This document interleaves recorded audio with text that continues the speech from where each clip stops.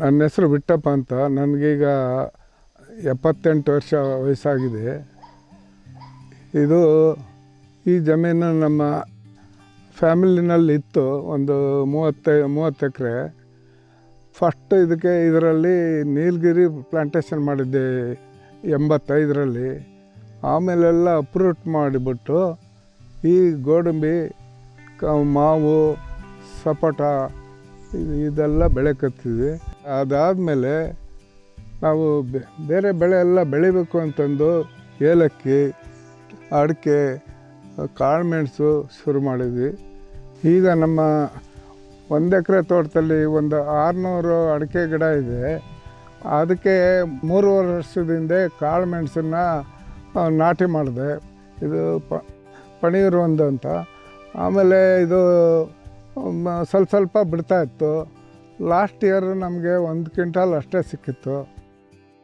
ನಮಗೆ ಲಾಸ್ಟ್ 1 ಇಯರ್ನಿಂದ ಏನಾಯಿತು ಅಂದರೆ ಫಾರಮ್ ಟಿ ವಿ ನೋಡ್ತಾ ಇದ್ವಿ. ಫಾರಮ್ ಟಿ ವಿನಲ್ಲಿ ನುವಾಲ್ಜಿ ಅಡ್ವರ್ಟೈಸ್ಮೆಂಟ್ ಬಂತು.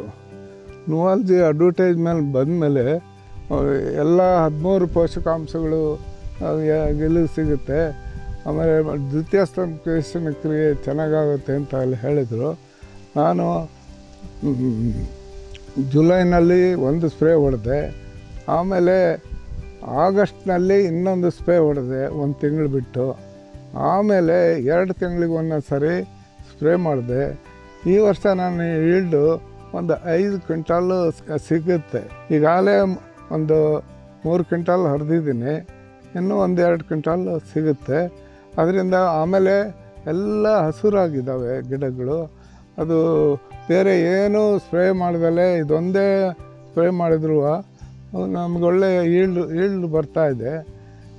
ಏನಾಯಿತು ಅಂತಂದರೆ ಈ ವರ್ಷ ಭಾಳ ಮಳೆ, ಸಿಕ್ಕಾಪಟ್ಟೆ ಮಳೆ ಬಂದುಬಿಟ್ಟು ಎಲ್ಲ ಭೂಮಿಯಲ್ಲೆಲ್ಲ ಜೌಗ ಇದೆಲ್ಲ ಹೇಳ್ತು. ಆಮೇಲೆ ನಮ್ಮ ಕಾಳುಮೆಣಸು ಹಳದಿ ಆಗೋಕತ್ತಿತ್ತು.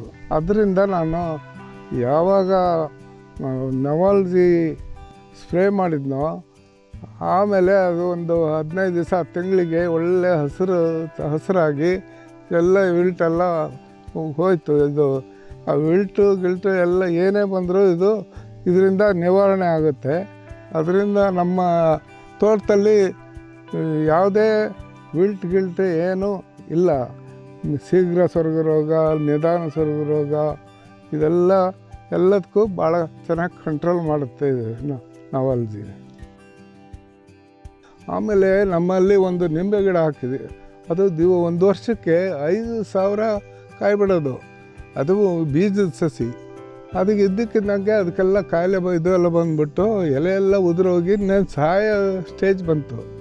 ಕೊನೆಗೆ ಇದನ್ನೇ ಒಂದು 2 ಸರಿ ಸ್ಪ್ರೇ ಮಾಡಿದ್ಮೇಲೆ ಅದೆಲ್ಲ ಮತ್ತೆ ಹೊಸ್ದಾಗಿ ಚಿಗುರಿ ಹೂವು ಕಾಯಿ ಒಳ್ಳೆ ಬಿಡ್ತಾಯಿದೆ. ತಿನ್ನೋದಕ್ಕೋಸ್ಕರ ನಮಗೆ ತರಕಾರಿ ಹಾಕಿದ್ದೀವಿ. ತರಕಾರಿಗೆ ಏನೂ ನಾವು ಹಾಕಿಲ್ಲ, ಬರೀ ನವಾಲ್ಜಿ ಸ್ಪ್ರೇ ಮಾಡೋದ್ರಿಂದ ಒಳ್ಳೆ ಚೆನ್ನಾಗಿ ಟೇಸ್ಟಾಗಿರೋದು ಇದು ತರಕಾರಿ ಬರ್ತಾಯಿದೆ. ಇದು ಒಳ್ಳೆ ಪ್ರಾಡಕ್ಟು. ಎಲ್ಲರೂ ಎಲ್ಲ ಬೆಳೆಗೂ ಇದನ್ನು ಯೂಸ್ ಮಾಡ್ಬೋದು ಅಂತ ನಾನು ಬೇರೆಯವ್ರಿಗೆಲ್ಲ ಕೊಟ್ಟೆ. ಗೊತ್ತಿರಲಿಲ್ಲ ಇಲ್ಲಿ ಭತ್ತದವ್ರಿಗೆ, ಆಮೇಲೆ ಗುಲಾಬಿ ಹೂವು, ತರಕಾರಿ ಬೆಳೆಯೋರಿಗೆಲ್ಲ ಇದು ಸ್ಪ್ರೇ ಮಾಡಿ ಅಂತ ಹೇಳಿ ಅವರೆಲ್ಲರೂ ಯೂಸ್ ಮಾಡಿ ಒಳ್ಳೆ ರಿಸಲ್ಟು ಬಂದಿದೆ. ಕಾಳುಮೆಣಸಿಗಂತೂ ಭಾಳ ಚೆನ್ನಾಗಿ ಬರುತ್ತೆ, ಚೆನ್ನಾಗಿ ಒಳ್ಳೆ ರಿಸಲ್ಟ್ ಇದೆ.